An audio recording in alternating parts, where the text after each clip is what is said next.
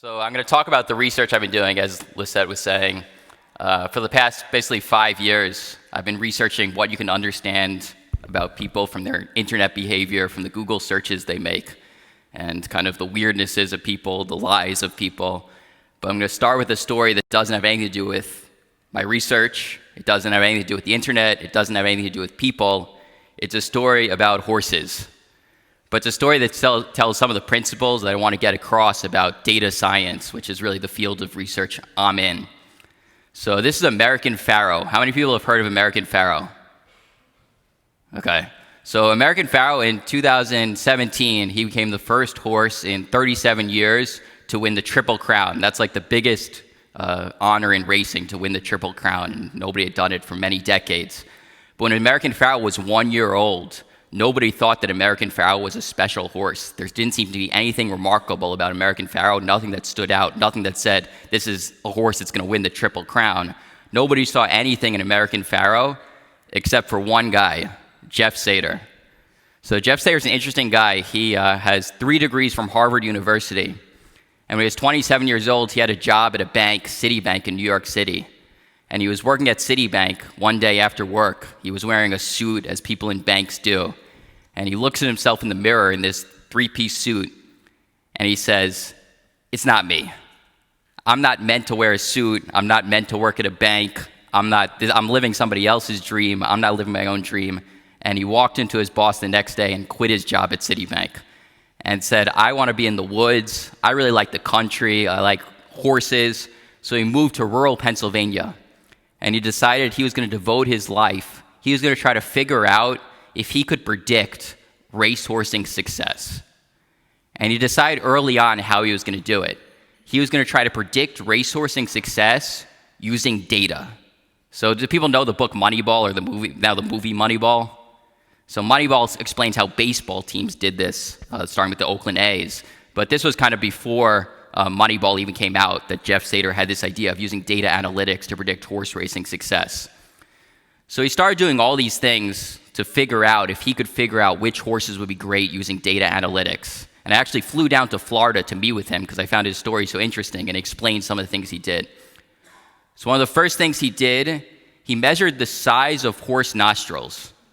He literally sat outside a barn one day and with a ruler and measured how big, how many millimeters every horse's nostril was, with the theory, not totally insane, that horses with big nostrils would breathe better and then run faster. So he built what is, to this day, it still holds, the largest horse nostril data set ever assembled.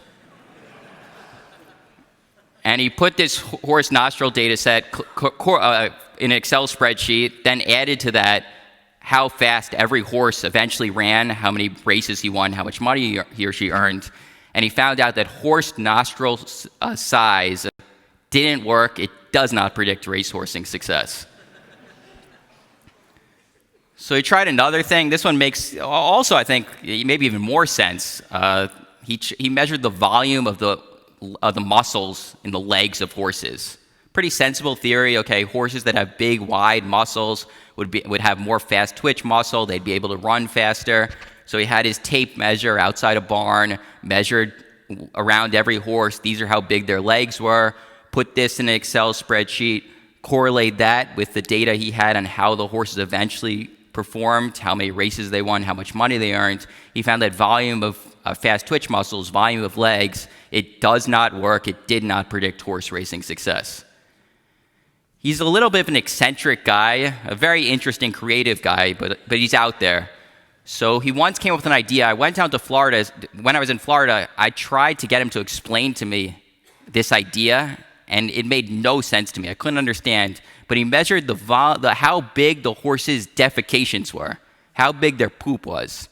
He had a theory, again, I have no idea what it was based on, that horses that had big poops would eventually run faster. Again, no idea where he came up with this idea or what his logic was or anything. But he built the model, measured the size of the poop, put that in an Excel spreadsheet, correlate that with how fast the horses run. And was it a stroke of genius? Does horse poop size predict horse racing success? No. Horse poop size does not predict horse racing success. It did not work.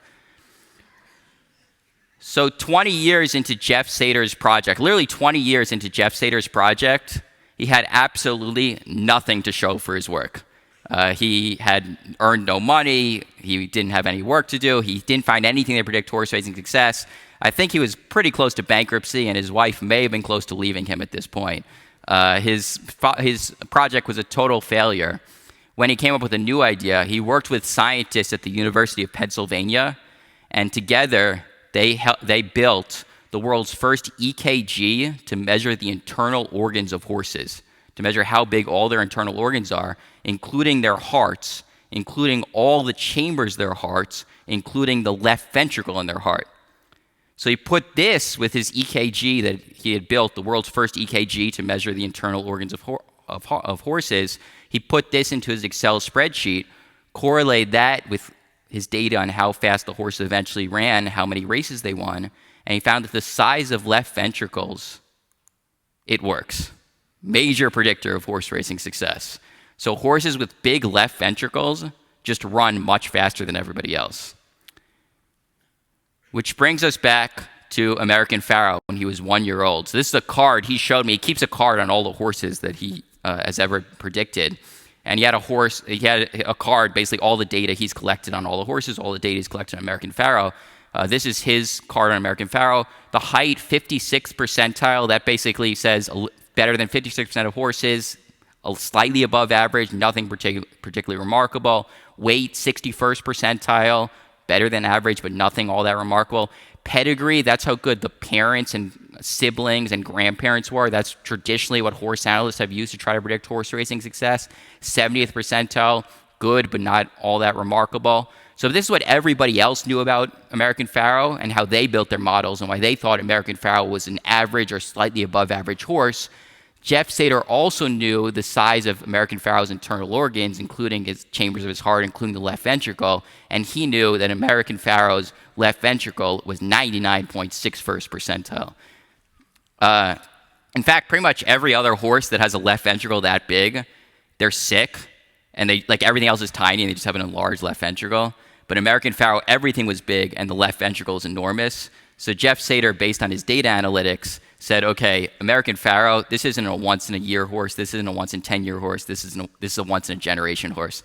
In fact, he was consulting at the time for a client of his who was trying to sell American Pharoah, and he was asking Jeff Sater to tell him other horses he should buy to replace American Pharoah. And he told the client, don't sell this horse, sell your house. Whatever you do, do not sell this horse. All from his data analytics. So I think there are 4 lessons I take from Jeff Sater's story as we think through data analytics and the data revolution. So many businesses now, or so many areas of life, nonprofits, whatever field people are in, more and more decisions are even made not on intuition, not on our gut, but based on data analytics, based on Moneyball principles. And I think that Sater's story gives us a lot of good principles to work with as we think through the best ways to use data analytics. So the first lesson I take is I think people make a mistake when they think of data analytics. They focus too much on the size of a data set. So everyone's obsessed, big data, big data, big data. You go to a conference, some people go, I have 5 terabytes of data. No, that's nothing. I got 6 terabytes. People are showing off how much data they have or how complicated their data is. And I think that's often a mistake. I think what tends to be really valuable is not having an enormous data set. It's having new data that nobody else had. So Jeff Sater was able to totally revolutionize horse racing and understand horse racing better than anybody else ever had done by far with data analytics that all could be done in an Excel spreadsheet. It was thousands of observations. It wasn't billions of observations. It wasn't trillions of observations. But what was so powerful is that he had new data that nobody else had. I think the winners in the world of big data and data analytics are entrepreneurial. So many people just accept whatever data is given to them. So the other horse racing consultants, they just looked at the books everyone else gave them and they said, okay, this is how tall he is, this is how wide he is, this is how his parents ran, this is how his grandparents ran. What Jeff Sater did that was different is he went out to get that new data that nobody else had. winners in the world of big data, they fail a lot on the way to success. Really, really important. So Jeff Stater didn't wake up with the left ventricle. There were a decades-long process of measuring all these strange things, right? Before he eventually got, okay, the thing that did, the new data that does work. Basically, the way I like to think about it is that you got to measure the poop to find the left ventricle. There's kind of no other way around it.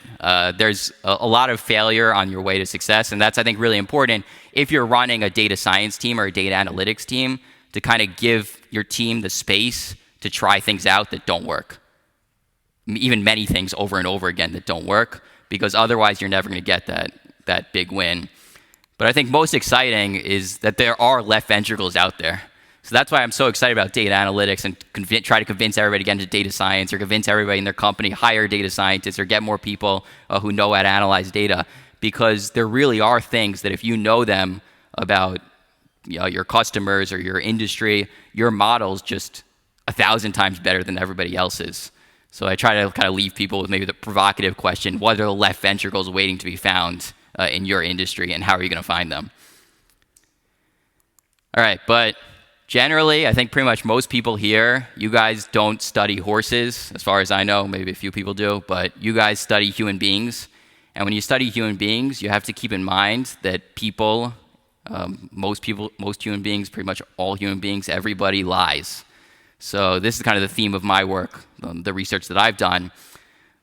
So for the past 80 years, if you want to understand people, if you want to do market research, if you hire a company or do it internally to try to understand your customers, to try to understand your workforce, to try to understand anything, you go out and do a survey. So Gallup or Pew or Quinnipiac will go out, or now more and more ask people on the internet or call people up and ask them various questions. What do you believe? What are you going to do? Why do you do the things you do? And there's a dirty secret of polling, which is that people lie to surveys. So frequently there's something called social desirability bias.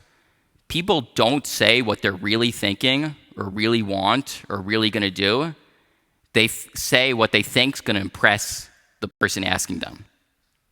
So they push things in the direction of the socially desirable, not the true. And we know this because frequently we can compare what people say to what they actually did. So here's one example. Immediately after an election, they ask people, this is 3 days after the election, they ask people, did you vote in the previous election?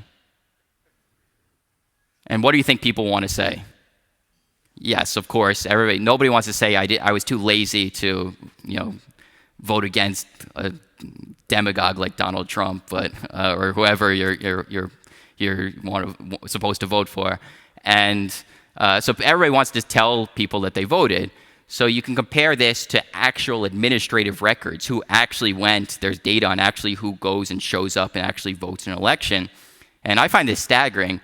But in one study, more than half of people who didn't vote tell surveys, I voted. That's just a staggering level of deception. And remember, this is after the election. So it's not like they thought they were going to vote and didn't vote. This is just deliberately, presumably everybody remembered whether 3 days ago they went out to vote.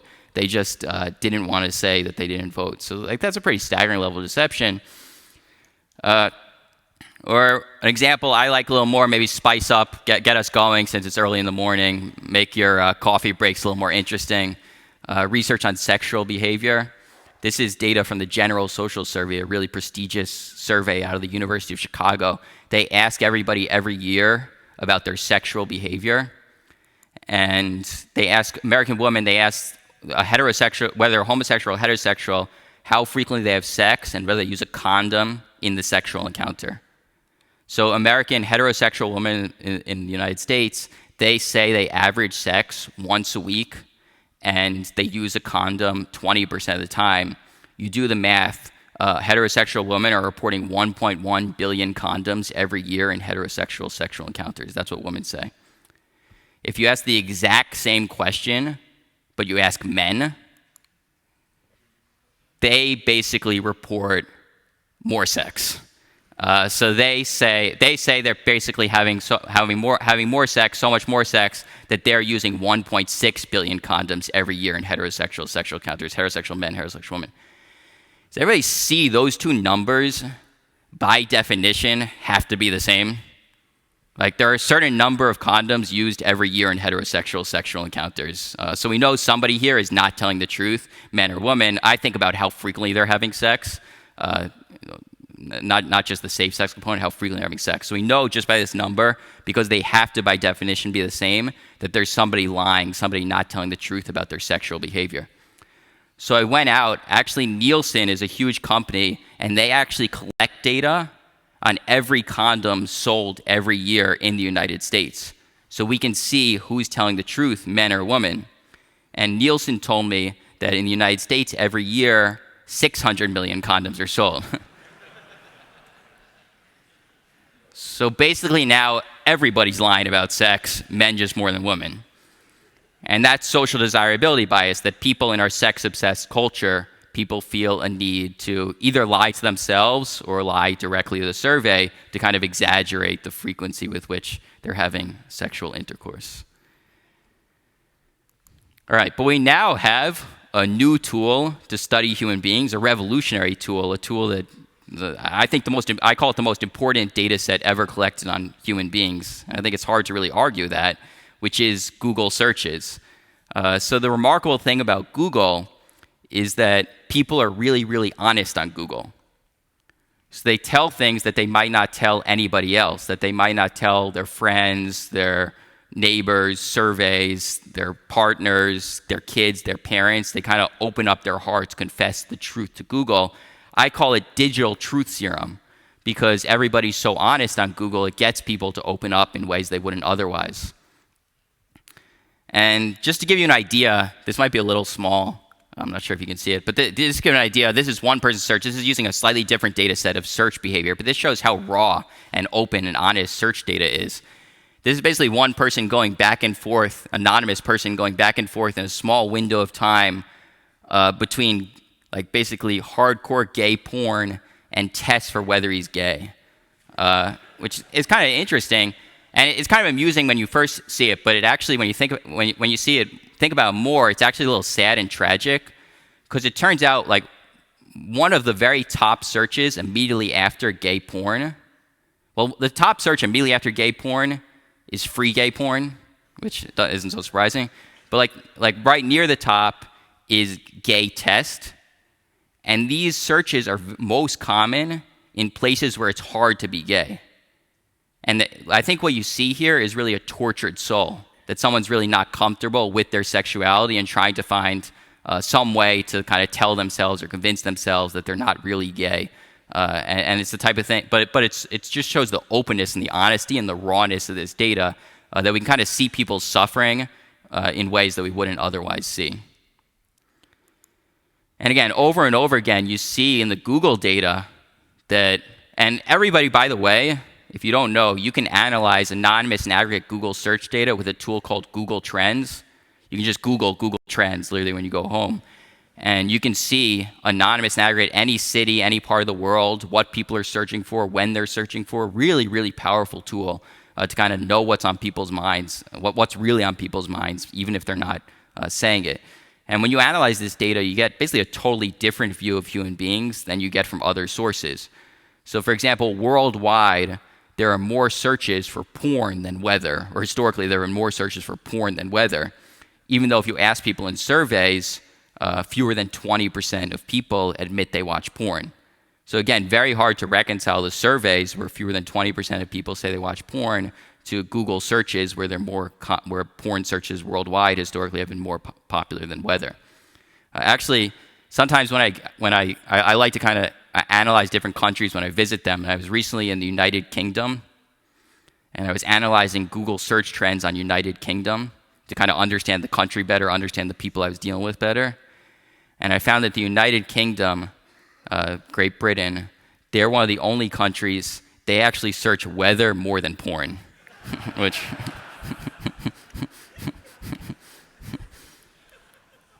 yeah. It just struck me as very, very British, so.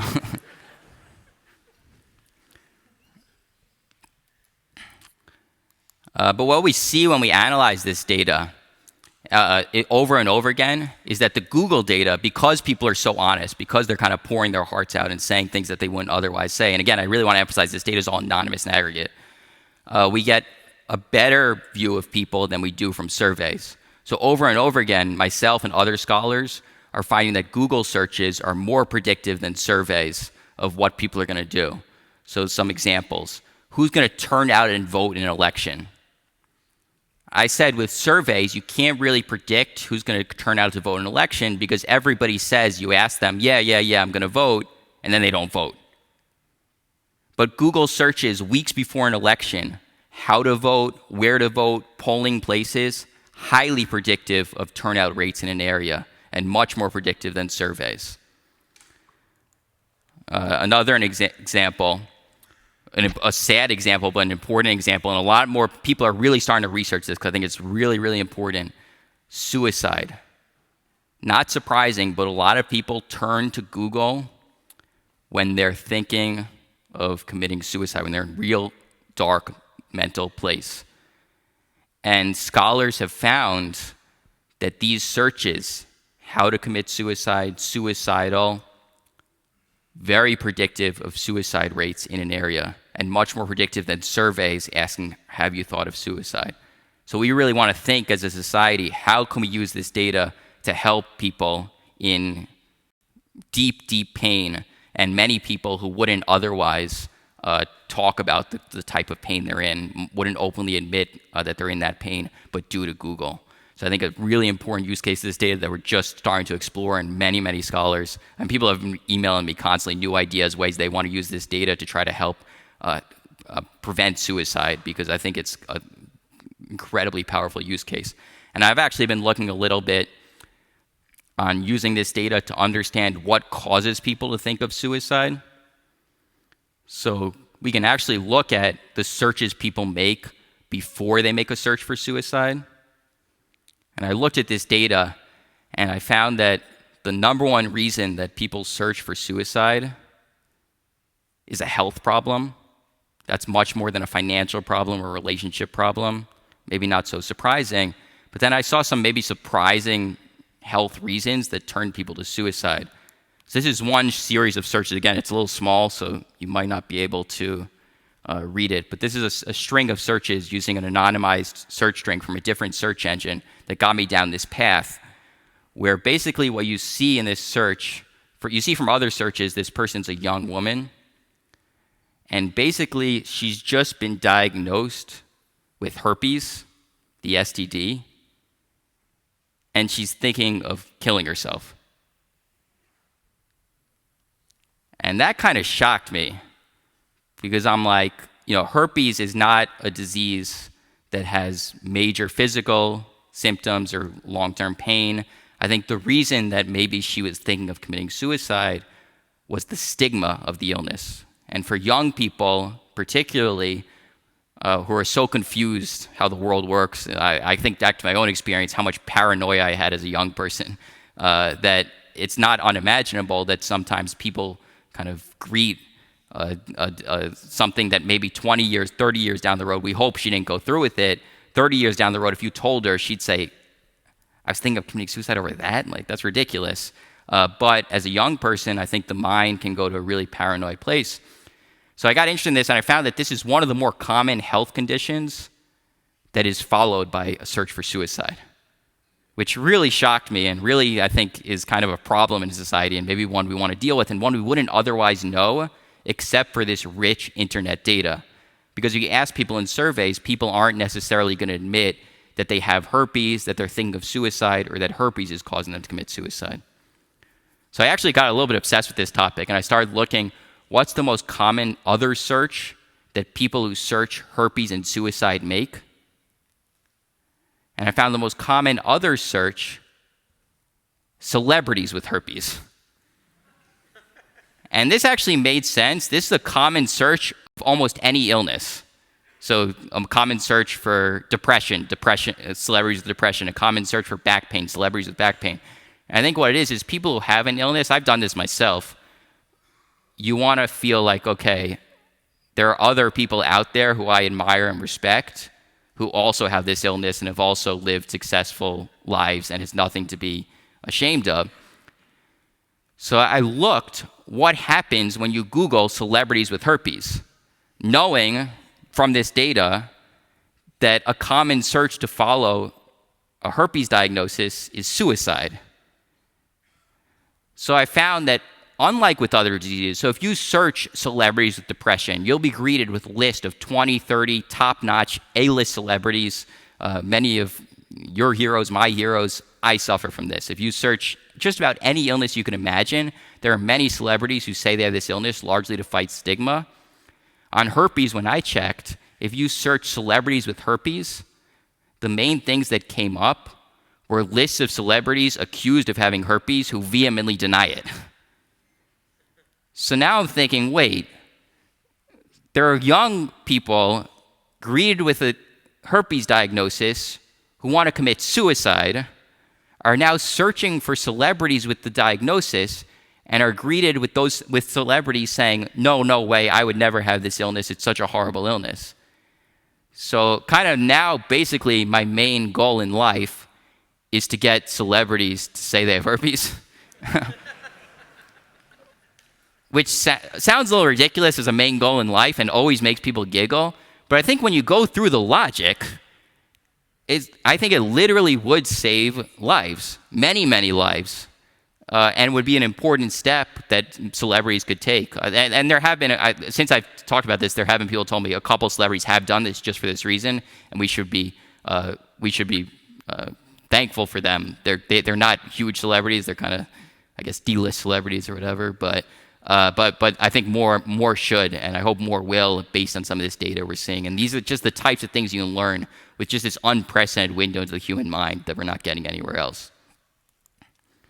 So another example, this is actually how I started my research, measuring racism. So this is a classic area where social desirability bias really limits research. If you ask people in a survey, are you racist? What do you think they say?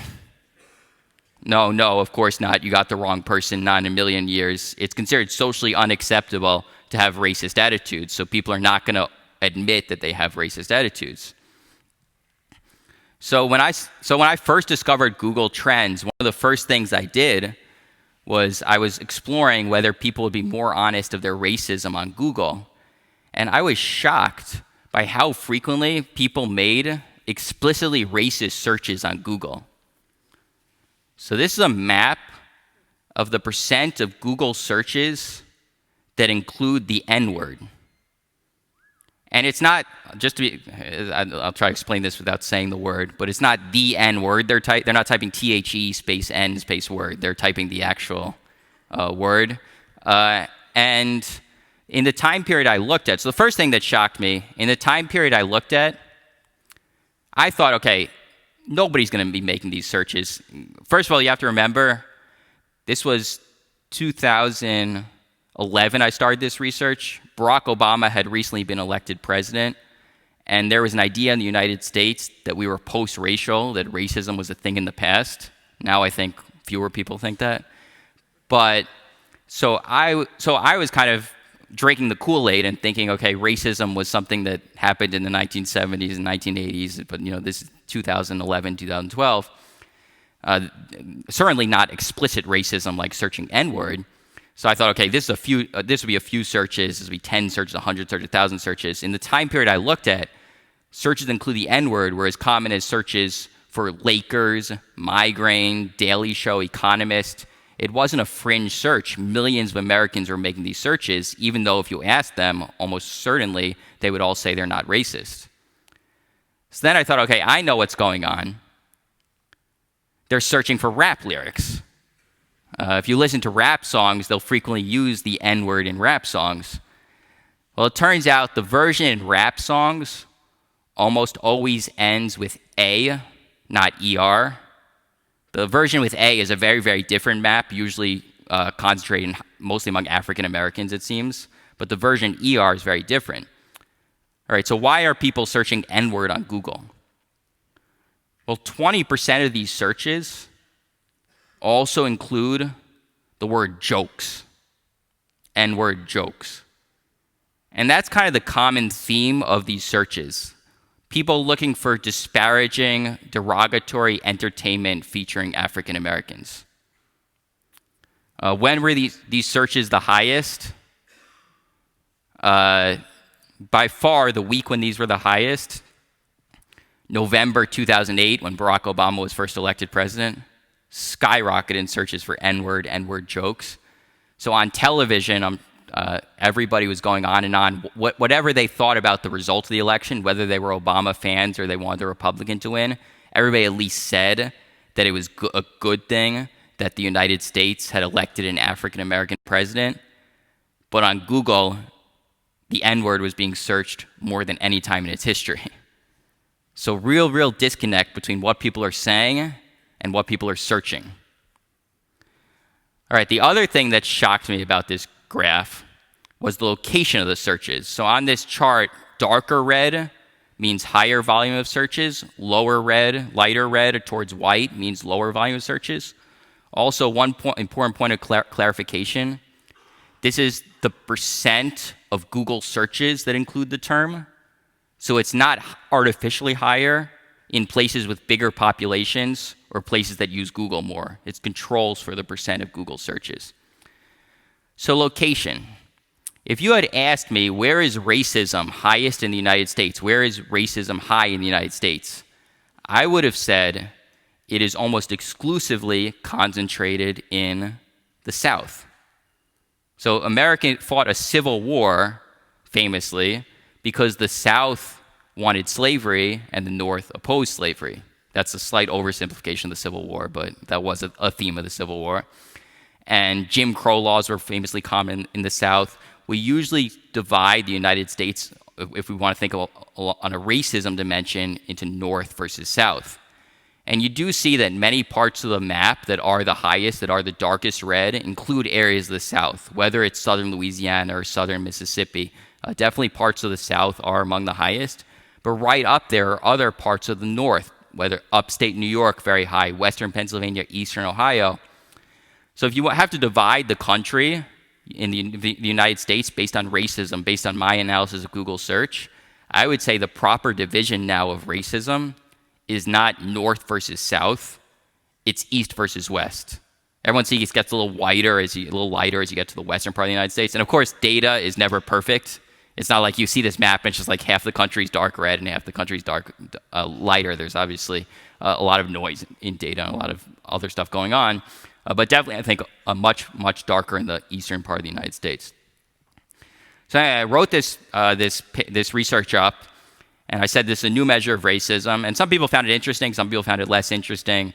I think some people were fairly skeptical. A new data source, it's fair to be skeptical whether this is that meaningful. And I think a lot of people were skeptical that there really could be this much racism in the United States. Again, back in those days, there was this idea we lived in a post-racial society. So nothing much came of the research until a certain candidate ran for a Republican nomination of president, a guy by the name of Donald Trump. And he started his modern political career by questioning whether Barack Obama, the first African-American president, was born in the United States. During his campaign, he retweeted false statistics about how frequently African Americans commit crimes. He didn't repudiate support from David Duke, the leader of the KKK. He said an African American protester at one of his rallies should be roughed up. So he's saying these things that were, if not racist, racially charged. And the media kept on saying, Trump's done. That's it. His campaign's over. You can't say something like this and still say a serious candidate in the United States of America in 2016, 2015, 2016. And yet he kept on doing better and better. So Nate Cohn, he's a data scientist. He's a data journalist at the New York Times. He had data on support for Donald Trump in the Republican primary. And he said, he had known about the research that I had done. And he said, can you send over that Google search racism data? I just want to see if there's any correlation. I have this whole map of Donald Trump support. I just want to see if there's any relationship. And he found it was the single strongest predictor of anything he could find. It was more predictive than age, demographics, economic variables, conservative versus liberal, trade. And Nate Silver, he's another famous data journalist, he tweeted the exact same thing, that N-word searches on Google were the single highest predictor of anything he looked at for support for Donald Trump. So I think it's very clear that no matter what people were saying, there was a secret racism in the United States that was always there, that that really was pissed off secretly, really pissed off secretly when Obama was elected. Remember the top week of these searches? The week Obama was elected, and really was drawn to Trump's message. And that doesn't mean that everybody who supported Donald Trump was racist, but it does mean there was a large group of racists, and a lot of them secret, who did help carry him to victory. All right. Have I depressed everybody enough? Yeah, okay. It just gets more depressing from here. I thought I would say something optimistic, but... So one thing I emphasize is that all big data is not the same. So everybody's obsessed these days, big data. Anytime you have a big data source, it's considered kind of exciting and new and important. But you really need to think through any data source. How good is that data? What incentives are you giving people to give you good information? So one way I think of this, I compare. We talked all of these last 20 minutes about Google search data. And I really think Google searches are revolutionary. Digital truth serum. People are turning to Google to admit whether they're going to vote or not, to tell that they're thinking of suicide. They admit racist thoughts that they'd hide from everybody else. They really open up their minds to Google in ways I don't think they have to anybody else. You compare that to maybe the other biggest data set collected on human beings. I would argue the other biggest data set would be Facebook. Do people think people are honest in their Facebook posts the same way they're honest on Google? Yeah, people are giggling because of course not. You think about incentives. I studied economics. Economists are obsessed about incentives. On Google, you have an incentive to tell the truth to get the information you need. On Facebook, you have an incentive to impress other people. So I call Facebook, this is my line, digital brag to my friends about how good my life is serum, right? Because that's what Facebook, I guess now Instagram more people are using, but Facebook and Instagram and these other social media sites, the incentive is to present an image that you want other people to have of you. And over again, we see that this Facebook data, because people have this incentive to present an image, doesn't really correspond to reality. It's kind of fake in a lot of ways. So here's an example. I compared these two magazines. It's the Atlantic Monthly magazine.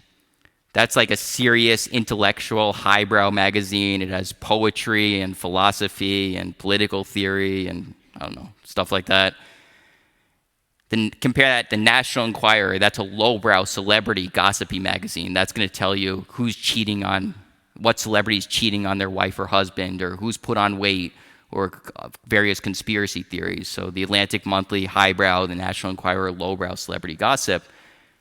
We actually know how popular these two magazines are. There's data on how many copies of these magazines, each magazine, are purchased. And it turns out that in the United States, the National Enquirer is 3 times more popular than the Atlantic Monthly. So in other words, 3 times more people buy the celebrity, gossipy, trashy magazine than the highbrow poetry, philosophy, political theory magazine. What do you think the numbers are on Facebook likes when people all their friends see what they're liking? Reversed, right? So on Facebook, it's very, very different. On Facebook, more people say that they like the Atlantic Monthly, the highbrow magazine. In fact, on Facebook, there are 45 times more people say they like the Atlantic Monthly than the National Enquirer. And some people are like, well, maybe the demographics of Facebook users are different than the general population. They're not 45 times different. So I think it's pretty clear that a lot of people, a lot of people either are saying they like the Atlantic Monthly when they never read it, or not saying they like the National Enquirer when they're reading it religiously, because everybody wants their friends to think they're so intellectual, right? So you compare these two sources. I've said that there's one source, Google, where people are really honest. Digital truth serum, they open up their hearts, they say what's really on their mind, they have an incentive to tell what they're really thinking to get the information they need. Facebook or Instagram or other social media, people brag to their friends, show off, they give a different view of themselves. So that'll be really interesting to compare these two different data sources on exactly the same topic. So I decided to look at how people describe on social media and on Google search their husbands. So let's start with social media posts. These are basically social media posts that begin, "My husband is." Post starts, "My husband is." Does anyone have a guess the number one way people complete the phrase "my husband is" on social media? Amazing, fantastic. I don't know if anybody guessed it, but I can't hear you quite well enough, but number one was the best. Did anybody guess that? Okay. So number one, "my husband is the best." Number two is "the greatest." Oh no, "my best friend." Number three is "amazing." Number four is "the greatest." And number five, "my husband is so cute." So that's basically marriage according to social media. When all your friends see it, right? Which is an interesting view of marriage, I think. So what happens on Google search when people are by themselves and nobody's seeing what they're searching about their husbands? So the number 3 search, "my husband is," on Google search, this is the most surprising thing in all my research. It's exactly the same in social media. It's "my husband is amazing." And I find that really shocking, because why are you telling Google that?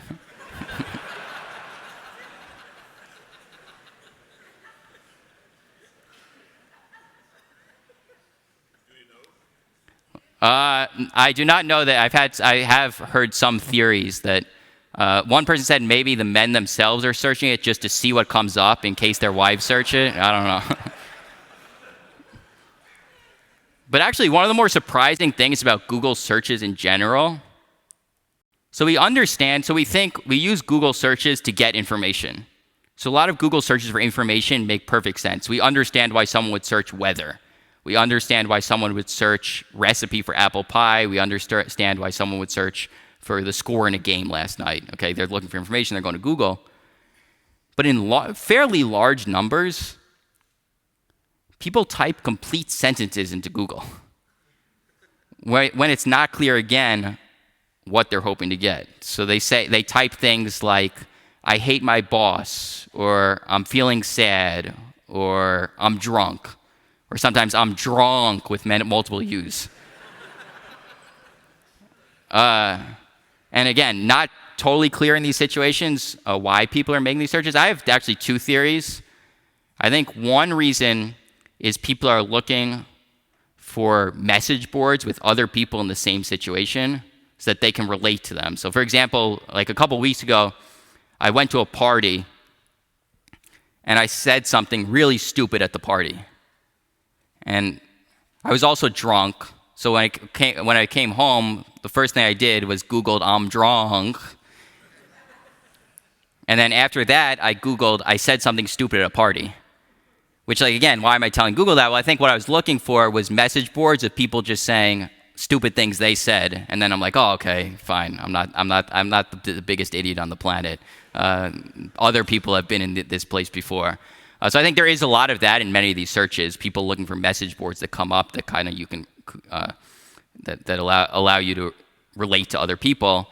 And I think the other use is because people are so honest to Google, because people are searching about porn or their health problems or other things, they feel really comfortable with Google. They treat it the same way that Catholics historically have treated the confessional, where you just say things just to kind of get them off your chest or get them so you don't deal with them. People use that white box in that kind of cathartic way. All right, so that's a bit of a detour, but gets us back to the searches that people make about their husbands. So we started with the posts people make about their husbands. My husband is the best, greatest, so cute. You can read all the rest. The searches people make, my husband is. The third one checks out as the same as social media. Do the other ones show the same view of husbands? Are they the same as social media? No, very different. Rounding out the top 5, search about husbands on social media. Husband is gay, a jerk, annoying, and mean. So,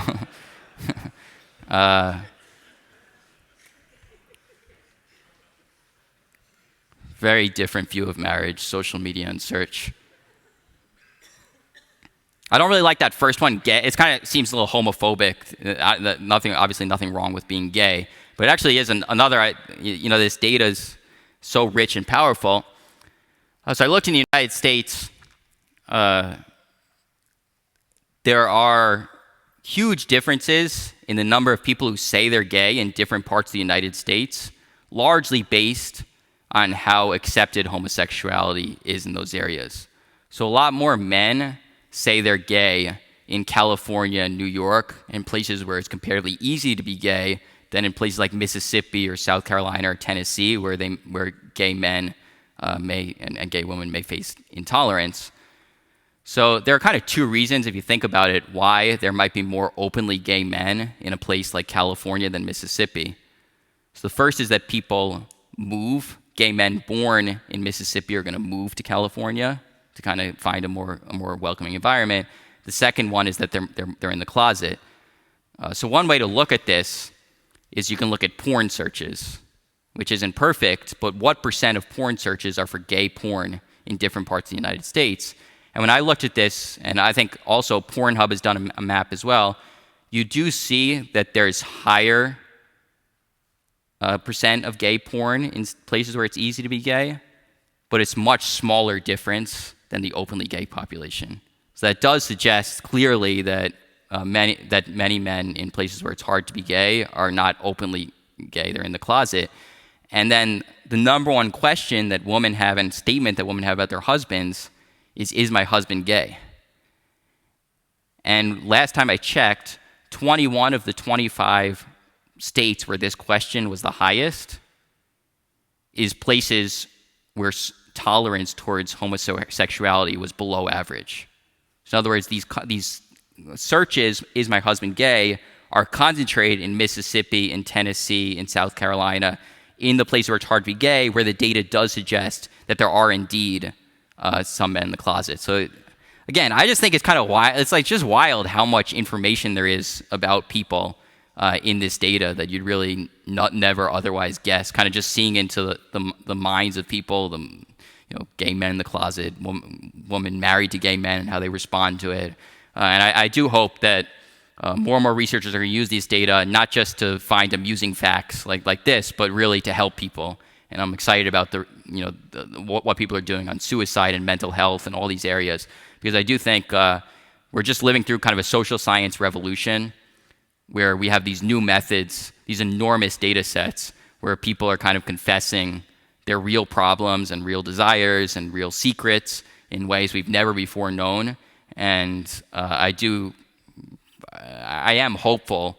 I kind of like to say some of my findings are depressing, but I like to say I have a pessimistic view of people, but I have an optimistic view of science and data science, because I kind of feel like, okay, it's our job as people who know computers or know coding to look at this data and try to use this rich data and people's secret suffering and secret nasty attitudes to learn how can we lower some of these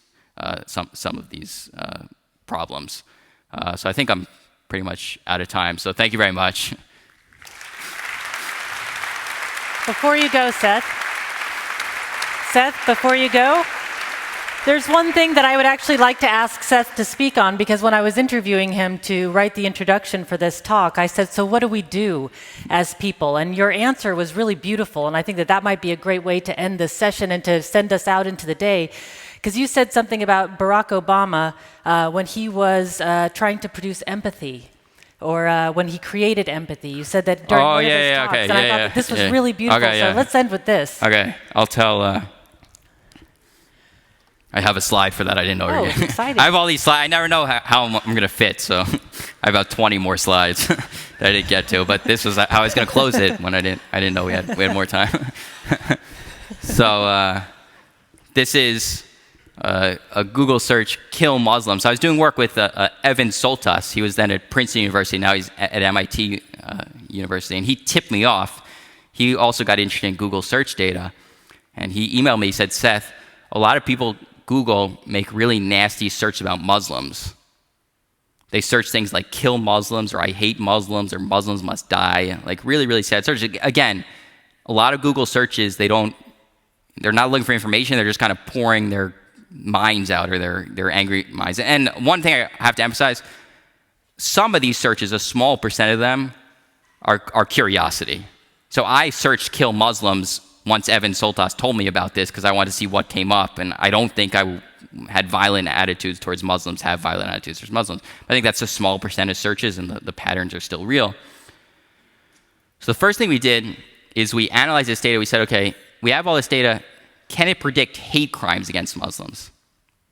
They're weird searches, all these people searching kill Muslims, I hate Muslims. And we found, yes, highly predictive. When more people are making these searches, these rageful searches towards Muslims, more people commit hate crimes against Muslims. More people beat up Muslims, more people attack mosques, more people even sometimes kill Muslims. So there's predictive power in this search data. So then actually we were working on an article on this. And when we were working on this article, there was an attack, the San Bernardino Attack. I don't know if people remember it. It was December 2015, California. 2 Muslim Americans shot and killed, I think it was 14 people. And immediately after this attack, explosion of these searches. The #1 search in California immediately after the attack with the word Muslims was kill Muslims. And again, there's a lot of just like angry people, just like feeling rage and just putting their rageful feelings on Google. So we're working on this article, and then we see Barack Obama was president at the time. After the San Bernardino attack, he realized, okay, we have a problem, not just with terrorism, but that people are really taking their anger out on Muslims. I'm going to do something about it. I'm going to give a speech to the nation, a nationally televised speech to talk about not just terrorism and the dangers of terrorism, but about Islamophobia or anti-Muslim sentiments. So he gives this talk, nationally televised, a lot of attention, and it was kind of classic Obama, very well written, I watch my YouTube reviews and everyone criticized me for glorifying Obama, but I'm a big fan of Obama, so I thought it was a beautiful speech. So I thought it was kind of, if you liked Obama, you would have loved this speech. We have a responsibility as Americans to not give in to fear, to appeal to freedom. We have a responsibility to accept everybody, no matter their religious background. We have a responsibility to not judge people differently just based on what God or they believe in or don't believe in. The responsibility we have as Americans to not give in to this anti-Muslim attitude. So Evan and I are looking at the data. We want to see what happens after this speech. There are all these people searching, kill Muslims, I hate Muslims, Muslims must die, no Syrian refugees, all these nasty searches. What happens during and after the speech? And Google Trends, actually, if you look past 7 days, you can break down minute by minute data. So we see during and after Obama's speech, where he's talking about the responsibility Americans have to love Muslims, the anti-Muslim searches, they didn't drop, they didn't stay the same, they went way up. So more people are making these horrible, nasty searches, suggesting anger towards Muslims, which again do predict hate crimes against Muslims. So that's a depressing conclusion. Lisette wants me to end on an optimistic conclusion. There actually is an optimistic part, which is that At the end of the speech, he had a different line that may have been more effective.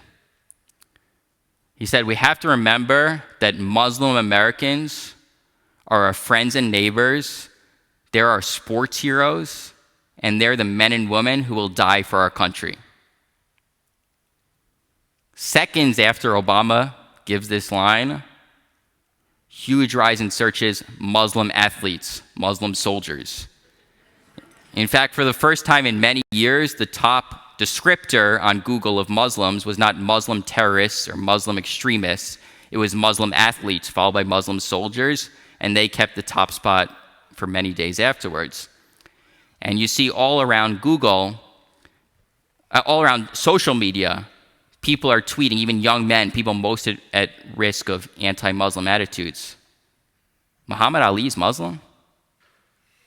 Hakeem Olajuwon's Muslim? Kareem Abdul-Jabbar's Muslim? Shaquille O'Neal's Muslim? They didn't know that these people they had looked up to were Muslims. So what we suggested, we wrote a New York Times piece on this. We said, look, from these two, from what we saw in the minute-by-minute search data, there seems to be a strategy that doesn't work and a strategy that maybe is more successful. So what doesn't work? Lecturing people, telling them the responsibility they have, things they should do. You should love your Muslims. You should not give in to fear. You should appeal to freedom. Telling people things they've been told 1,000 times, if anything, it seems to just make them angrier. What maybe works more, provoke their curiosity, give them new information, change the way they think of the group that's causing them rage. So instead of thinking of these two Muslims who shot and killed 14, whatever, how many people, think about Muhammad Ali. So he wrote this in the New York Times, and I don't think it's totally insane when you write a New York Times column that powerful people read it, maybe even people in Obama's staff. Because a couple weeks later, Obama gave another speech about anti-Muslim attitudes. This time it was in a Baltimore mosque. And again, it was on national TV. And again, it got a lot of attention. But the strategy was very different. So he didn't use the word responsibility. He didn't say what people should do. He instead doubled down or tripled down on the curiosity strategy. So he said, well, we have to remember Muslim Americans are our friends and neighbors, are sports heroes, are soldiers, they're entrepreneurs and scientists and Nobel Prize winners. And we have to remember that Muslim Americans built the skyscrapers of Chicago. Thomas Jefferson had a Quran in his office. The first mosque was built in North Dakota. Just all these new facts that kind of just changed the way Americans might think of Muslims and their place in our country's history. And I looked at the search data minute by minute during and after this speech, and I found many of the nasty searches dropped. So I'm not saying from these two little studies that I've solved hatred in the world, that I've done what Martin Luther King Jr. and Nelson Mandela and so many others failed to do in a couple of weeks in my pajamas. Obviously, a lot more research has to be done on these topics, but I do think it does show the power of these types of data sets that you can really peer into, in many ways, an angry mob and turn something as seemingly chaotic as how do we calm down that angry mob into more of a science when you have that minute-by-minute rich data from people's digital truth serum. So I think that's the type of thing we're going to be able to do with this data to really fight these negative attitudes and really try to improve the world. So that's the optimistic conclusion. Thanks.